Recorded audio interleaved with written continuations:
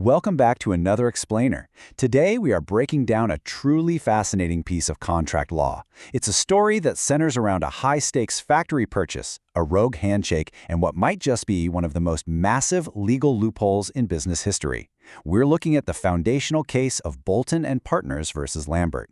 If you have ever negotiated a deal through a middleman, you are absolutely going to want to pay close attention to this one. Okay, let's dive into this with a question that feels like a complete legal paradox. Can you actually be legally bound by a contract that was signed by a person who had absolutely no authority to make the deal in the first place? I mean, common sense would probably tell you no, right? If someone doesn't have the power to sign, the papers should be worthless.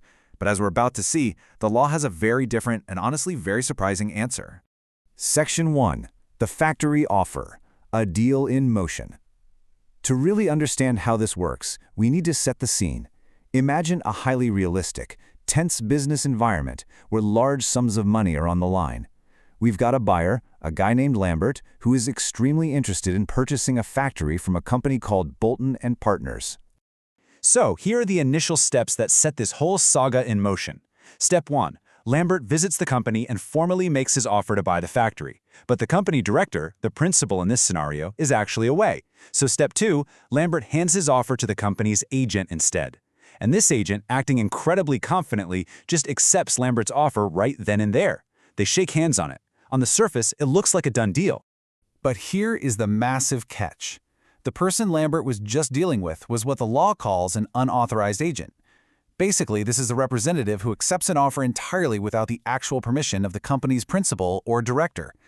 When that agent shook Lambert's hand, they were completely going rogue. The company itself had absolutely not given the green light for this factory sale. Which brings us to Section 2. Lambert backs out. Second thoughts. So, we have a handshake with an unauthorized agent. What happens next?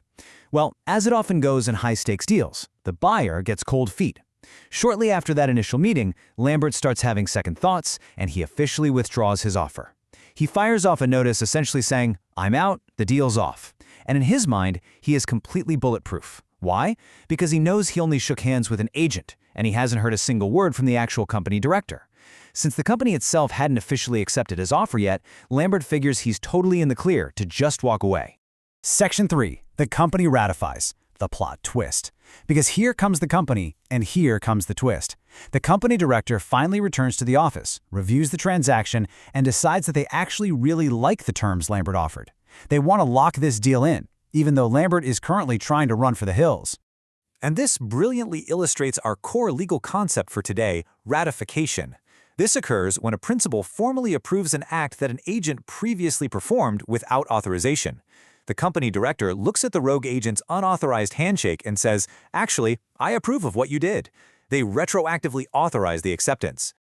Now, what's really interesting about this slide is how it traces the chronological timeline of this deal, because it captures exactly why Lambert feels so cheated. Look at the sequence here. First, the offer is made. Second, the unauthorized agent accepts it. Third, Lambert withdraws his offer, and only then, at step 4, does the company actually ratify the deal. From Lambert's perspective, his withdrawal happened way before the company's official approval. To him, you obviously can't accept an offer that's already been pulled off the table. Section 4. The Courtroom Showdown. Who wins? This chronological clash inevitably drags both sides into court. We've got Lambert desperately trying to escape the deal, and the company fiercely trying to reel him back in. Let's break down these conflicting legal arguments. For Lambert's defense, he's saying, "I withdrew my offer before the company ever approved it." It's incredibly logical, right? It follows the basic, straightforward flow of time. But then we have the company's stance. We ratified our agent's initial acceptance. They are relying on a very specific, technical mechanism of contract law. I want you to think for a second, which side do you feel has the stronger case here? Basic logic or a legal technicality? Let's find out. In Section 5, the ratification principle, the judge's ruling.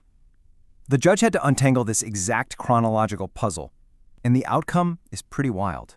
Here is the shocking ruling. The court held that the company's approval was completely valid. Lambert lost. Despite the fact that Lambert withdrew his offer before the company director ever even knew about it, the judge ruled that he was still legally bound to buy that factory.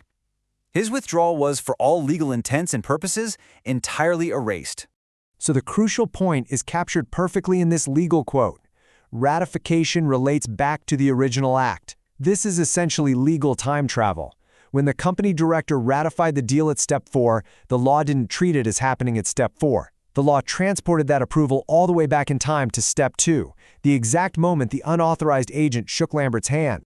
Which means, once ratified, the agent is treated as having authority from the very start. The legal timeline literally rewrote itself. Because the ratification relates back, it means that in the eyes of the court, it's exactly as if the agent was fully authorized on day one. And if the agent was fully authorized on day one, a binding contract was formed at that exact moment. Therefore, Lambert's attempt to withdraw at Step 3 was completely invalid, because you simply can't withdraw from a contract that has already been legally formed. It's a brilliant and honestly slightly terrifying piece of agency law. So, next time you shake hands with an agent, are you sure you know who is actually bound to the deal? Bolton and Partners versus Lambert proves that in the world of business, a lack of authority today doesn't mean a lack of a binding contract tomorrow. Keep that in mind for your own future negotiations.